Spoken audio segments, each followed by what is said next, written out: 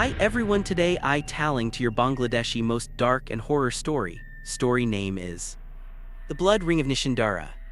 Timeline * 1947, immediately following the partition of India and Pakistan. Location * the village of Nishindara, then East Bengal / present-day Bangladesh. The bloodprint in the diary and Abinash's greed. It was August 1947. The bleeding wounds of partition had torn Bengal apart, leaving behind an atmosphere of despair, displacement, and a strange, hollow silence. Yet tucked away in a remote corner of East Bengal, the village of Nishindara felt entirely detached from the rest of the world. It was surrounded by an ancient, suffocatingly dense jungle that refused to let even the midday sun touch the forest floor. The villagers whispered that something older than humanity itself dwelt deep within those woods. At the absolute edge of the village, where the aggressive jungle line met the remnants of civilization, stood a crumbling centuries-old landlord estate. The colossal Chowdhury Bari asterisk was now little more than a graveyard of bricks. In one of its damp, semi-dark rooms lived Abinash Babu. A man in his late 40s, he possessed deep, hollow dark circles under his eyes, wild, unkempt hair, and a body that perpetually reeked of bitter, unrefined tobacco. Abinash was no ordinary man. He was an occultist, but his practice belonged strictly to the forbidden arts. He did not commune with the spiritual world to heal or protect. His only true obsession was dark, primordial power and an insatiable greed to escape his sudden poverty. That specific night was plagued by a violent storm. The total darkness of a new moon * Amavasya had already swallowed the landscape, and the sky was unleashing a torrential downpour accompanied by deafening thunderclaps. The wind howled through the skeletal trees, sounding like invisible witches weeping in the dark. Sitting by the dim, yellow flicker of a kerosene lantern, Abinash leaned heavily over his wooden table. Before him lay a bizarre diary. It was not bound in leather or cardboard, but in human skin that had dried and stiffened over decades. The pages were brittle and yellowed. A week ago, a displaced gravedigger fleeing across the newly drawn border had sold it to him for just 2 silver coins. Handing it over, the man's hands had shook violently as he whispered, "Babu, do not keep this in your house. It was dug up from a cursed grave. The man who wrote it cut his own veins to ink these pages." Abinash had laughed then, but tonight, as he carefully flipped through the brittle pages, his smile dissolved. Right in the center of the manuscript was a deep, dark red diagram, an inverted pentagram surrounded by verses written in an archaic, forgotten dialect. Abinash, highly skilled in ancient scripts, began to slowly translate the words under his breath. "If thou canst provide the temptation of raw flesh, it shall manifest. From the abyss, from the deepest tier of darkness, it shall rise to quench thy thirst. It shall grant the absolute dominion, the annihilation of thy foes and wealth untold. But remember, it never returns alone, once summoned until it is entirely sated. It shall descend the walls of thy chamber, it shall consume thy very shadow." Abinash's hands began to tremble. It was not out of fear, but an intense, intoxicating greed that sent his adrenaline coursing through his veins.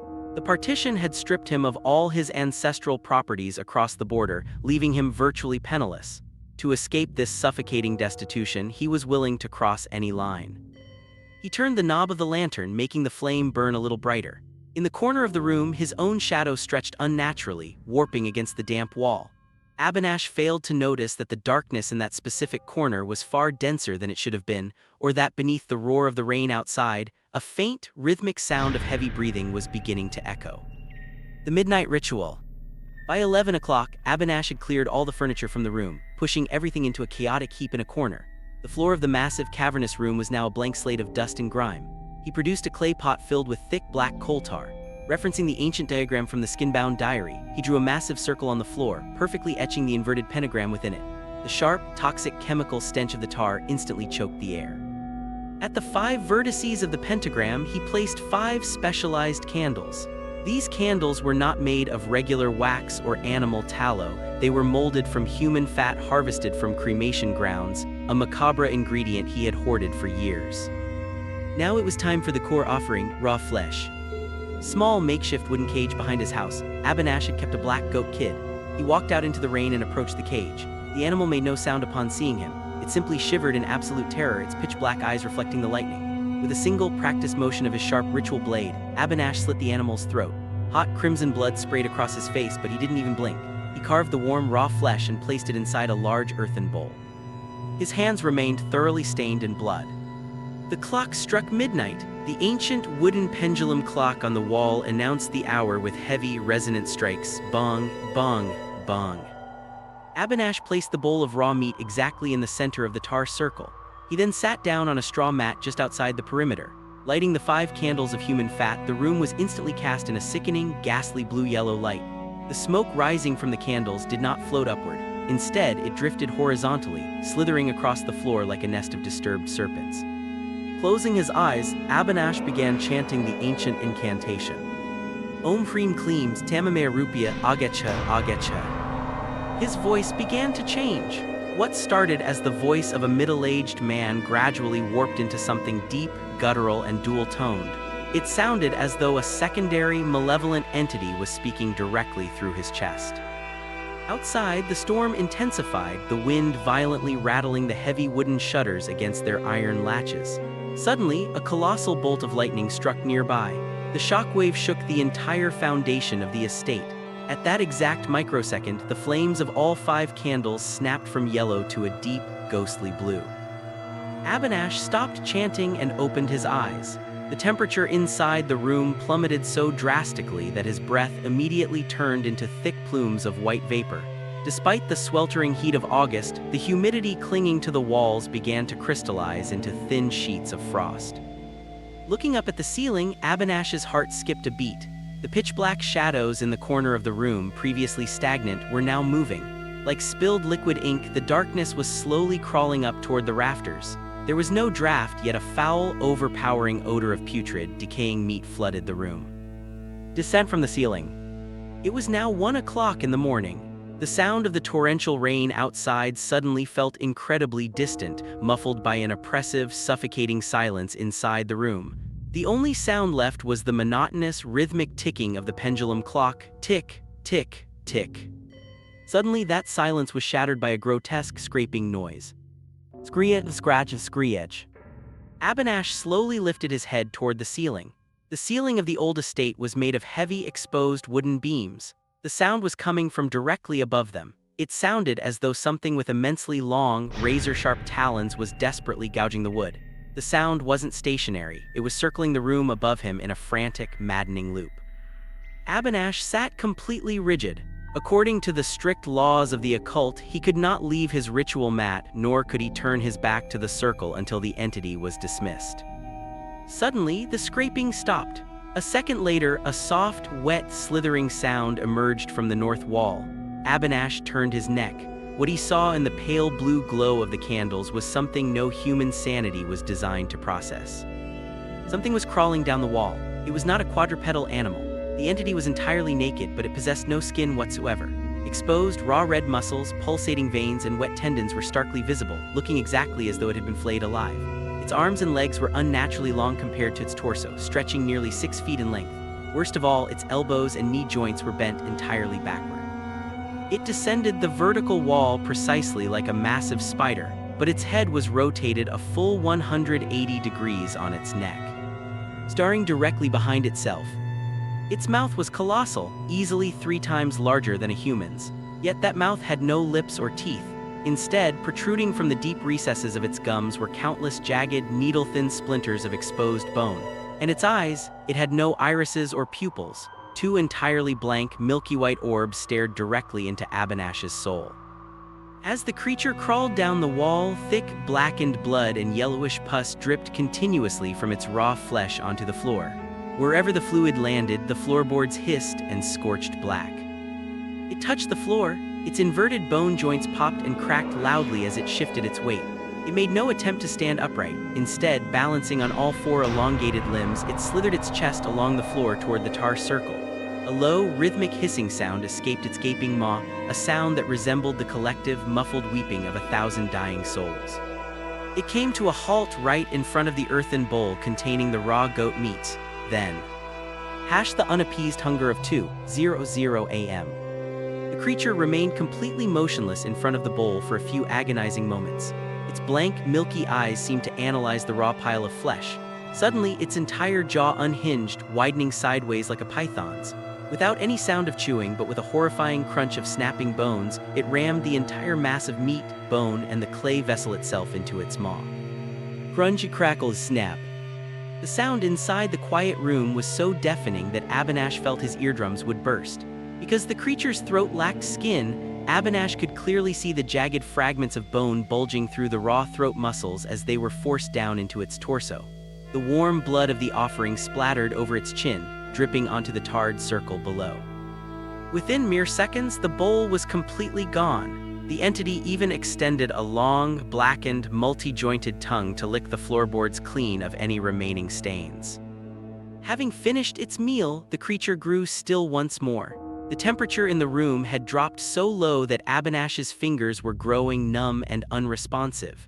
Trembling violently, he brought his palms together, trying to summon the courage demanded by the dark arts. Forcing his voice to sound authoritative, he stammered, I have summoned thee to this mortal realm. According to the ancient pact, I have fed thee blood and flesh. Now fulfill my desire. Grant me the absolute power to make the people of this entire region bow before my feet. The creature offered no verbal reply. Instead, its head slowly, mystically spun around on its neck until it faced Abinash completely upright. Those pale, milky eyes flared with an unnatural luminescence under the dying blue candlelight. Suddenly, the creature extended its right arm toward Abinash. The limb elongated impossibly, stretching 5 feet across the room, its talons curving like rusted, razor-sharp sickles. Abinash tried to scramble backward, but his legs felt as though they had been frozen into the floorboards. All physical strength had evaporated from his body. It was at that exact moment that the final warning of the skin-bound diary flashed across his mind. Remember, it never returns alone. Once summoned until it is entirely sated, it shall consume thy very shadow. The raw flesh of a small animal had not sated its hunger. That was merely a taste to awaken its appetite. It demanded a far greater, far more potent sacrifice. It wanted the warm blood, fresh organs, and living marrow of a human being. Abinash realized with absolute horror the fatal mistake he had made.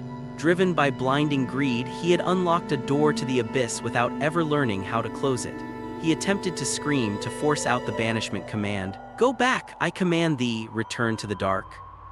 But the entity cared nothing for his commands.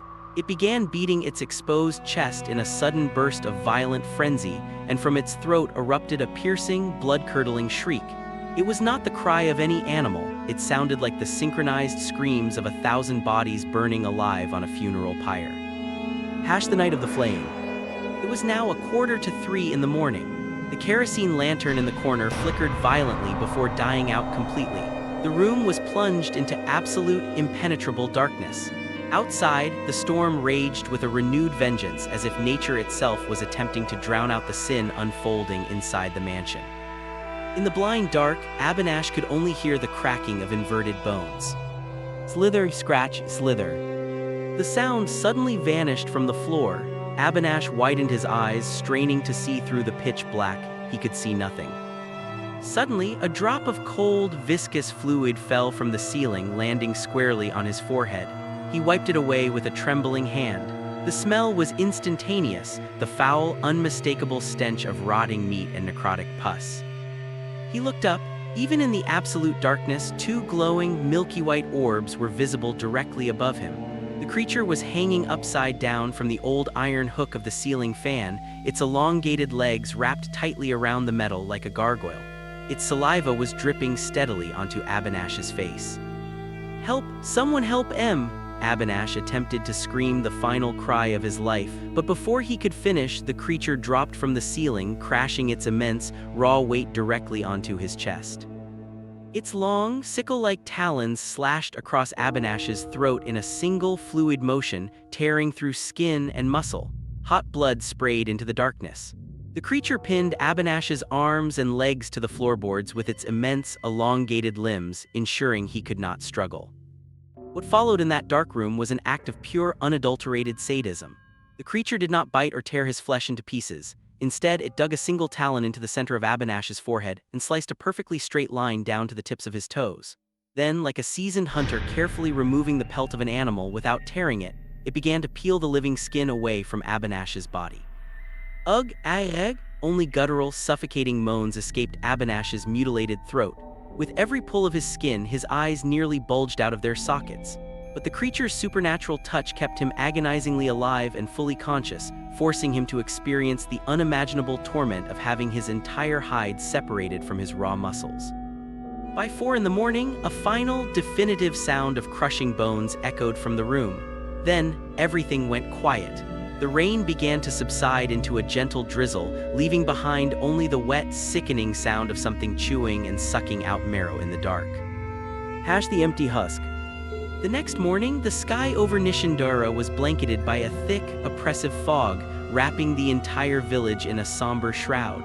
Not a single bird chirped. A local farmer named Rafiz was driving his bullock cart past the outskirts of the old estate. As he passed, he noticed that Abinash Babu's heavy front door was standing wide open. This was highly unusual. Abinash kept his doors and windows barred even during the day. A morbid curiosity took hold of Rafiz. He stopped his cart and stepped onto the overgrown courtyard. "Abinash Babu, are you home?" Rafiz called out. There was no response. However, an incredibly foul, nauseating stench of decomposition was wafting from the interior. Pressing his cotton scarf tightly over his nose, Rafiz slowly crossed the threshold. The moment his bare foot touched the floorboards, he felt something thick and sticky beneath his sole. He looked down and instantly recoiled in horror. The entire floor was caked in dried, blackened blood, but the sight waiting for him in the center of the room made his breath catch in his throat. Lying flat on the floorboards was a complete intact human skin. From head to toe, the hide had been peeled so flawlessly that from a distance it looked as though Abinash himself was merely sleeping. But the skin was entirely hollow. There was no flesh inside, no skeletal framework, no organs, no brain matter. It was a completely empty human husk. The eyes had been violently gouged out, leaving behind 2 dark, staring voids. Rafiz's gaze drifted upward. On the wooden ceiling, right beside the iron fan hook, a massive handprint was stamped in thick, crimson blood. The tracks of the print led directly toward the tightly shut northern window, indicating that whatever had done this had crawled up the wall and vanished into the night. "Demons, a ghost!" Rafiz shrieked, sprinting out of the house in blind panic. By afternoon, terror gripped the entire village. The police arrived, but they were utterly baffled by the surreal nature of the crime. The villagers knew the truth. Abinash had summoned something demonic, and that entity was now hiding somewhere within their borders. They quickly took Abinash's empty skin to the cremation grounds and burned it to ashes, but they did not know that burning the remains would do nothing to break the curse. Chapter 7, The Voice from the Woods. A month passed since the horrific death of Abinash Babu. The village of Nishindara had instituted a self-imposed curfew. No one dared to step outside after dark. Shops closed before dusk and oil lamps were lit early inside bolted homes. But as the night deepened, the true terror began. In the center of the village lay a massive, stagnant lake known as Kalidighi. One side of this lake shared a border with the dense, forbidden jungle. It was a foggy, humid night in September. A young villager named Persh was returning home on his bicycle from a neighboring village, carrying vital medicine for his ailing mother. It was nearly 11:30 when he pedaled onto the desolate dirt path running alongside Kalidighi. The atmosphere was deathly still, broken only by the monotonous chirping of crickets. Suddenly, Persh felt a chilling sensation that someone was walking directly behind his bicycle. He pedaled faster, but the footsteps behind him accelerated to match his pace. Scratch, thud, scratch, thud. Unable to bear the mounting dread, Persh slammed on his brakes and spun around. Directing the weak beam of his cycle's lantern toward the path, he saw a tall figure standing behind the moss-covered trunk of a massive banyan tree. The silhouette was impossibly tall, and its posture was bent at an unnatural angle. "Who's there? Who's hiding?" Persh called out, his voice cracking. From behind the tree, a chillingly familiar voice drifted through the fog. "Persh, can you spare some medicine, son? It hurts so bad. Everything hurts." The voice made the hairs on Persh's arms stand on end. It was the distinct voice of Abinash Babu, but Abinash was dead, his skin turned to ash weeks ago.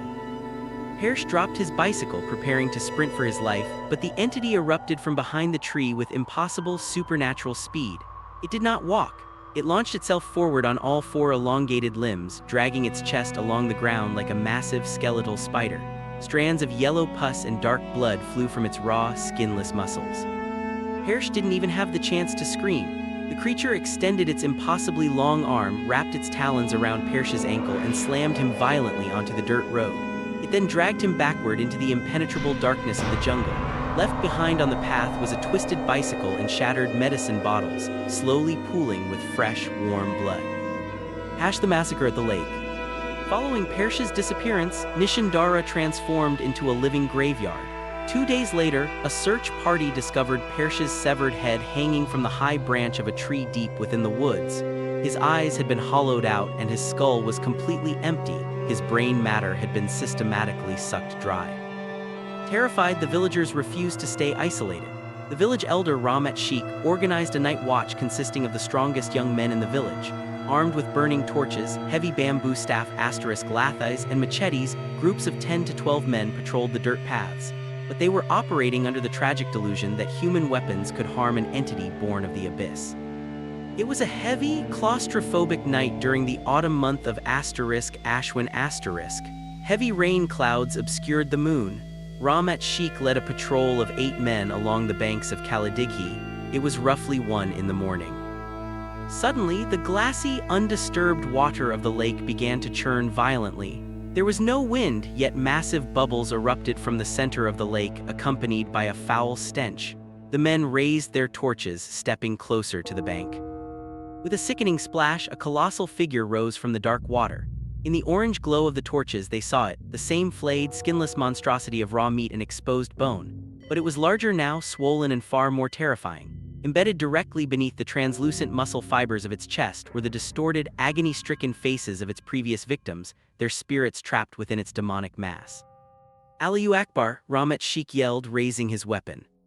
But before anyone could move, the creature glided across the surface of the water with supernatural speed, leaping directly onto the first patrolman. Its 5-foot-long, sickle-like arm drove through the man's chest like a spear, protruding out of his back. A fountain of hot blood sprayed directly across Rahmat Sheikh's face. "Run, save yourselves, run," Rahmat screamed. But there was no escape. The creature's inverted limbs popped and cracked as it lunged through the dark. It leaped from man to man, crushing skulls, snapping spines, and ripping out lungs with its bare hands. Torches fell into the mud, hissing out into darkness. In the shadows, the air filled with the horrific sounds of shattering bone and the wet tearing of flesh. Within 5 minutes, 8 grown men were reduced to mutilated corpses. The creature knelt over the mangled, barely breathing body of Rahmat Sheikh. Rahmat could only watch through failing eyes as the monstrosity opened its massive, unhinged jaw, extending its needle-like bone splinters. With a single agonizing jerk, it plucked the elders' eyes from their sockets and swallowed them whole. The banks of the lake were left completely painted in crimson. The final sacrifice. With Nishindara on the verge of absolute annihilation, an elderly wandering monk named Swami Pranavananda arrived in the village. He had been an associate of Abinash in his younger days, before turning away from the left-hand path, and possessed deep knowledge of the darkest facets of the occult. Hearing rumors of the curse, he had traveled from Dhaka, risking his own life to correct the cosmic imbalance. He met with Tarun, the sole surviving son of Rahmat Sheikh, who relayed the details of the massacre and the nature of the entity. When Pranavananda heard about the skin-bound diary and the coal tar circle, he struck his forehead in despair. Abinash was an utter fool, Pranavananda thundered. In his blind greed, he summoned Charmabhoji a skin-eating blood fiend. No weapon forged by mortal hands can scratch its surface. It must be banished through the exact threshold it used to enter our world, but the price of closing that door is absolute. "What is the price, Holy Father?" Tarun wept openly. "It devoured my father, our village is dying, we will give whatever it takes." Pranavananda looked at Tarun, his eyes filled with a heavy sadness. A sacrifice, its hunger is no longer just for sustenance, it hungers for vital life force. It must be lured back into the exact room where Abinash broke the seal. And this time the offering cannot be the flesh of an animal. It requires the living heart of an occultist, still beating as it is ripped from the chest. Tarun went rigid, but remembering his slaughtered father and the terrorized village, he steeled his resolve.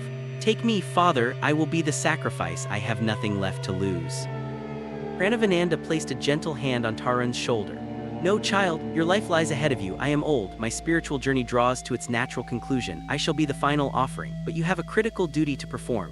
When the fiend begins to consume my physical body, you must throw this copper vessel containing holy water, consecrated ash and chitabasma, cremation dust, into the room. Then, lock the heavy door from the outside with iron chains and set the entire structure ablaze. Remember, if you falter or succumb to fear for even a second, the ritual will fail and it will devour the world. Closing the gates of hell. It was the night of Vijaya-Dashami*. In other parts of Bengal, the air would be filled with the celebratory music of the goddess's immersion, but in Nishindara, there was only the suffocating silence of impending death. Inside the scorched, ruined room of the estate, a fresh circle of coal tar had been drawn. Sitting cross-legged in the center of the pentagram was Swami Pranavananda. His chest was completely bare, his eyes closed in deep meditation. Outside the heavy wooden door stood Tarun, clutching a heavy iron chain, a container of kerosene, and a burning torch. His hands shook violently, but his eyes burned with the fury of retribution. Midnight arrived.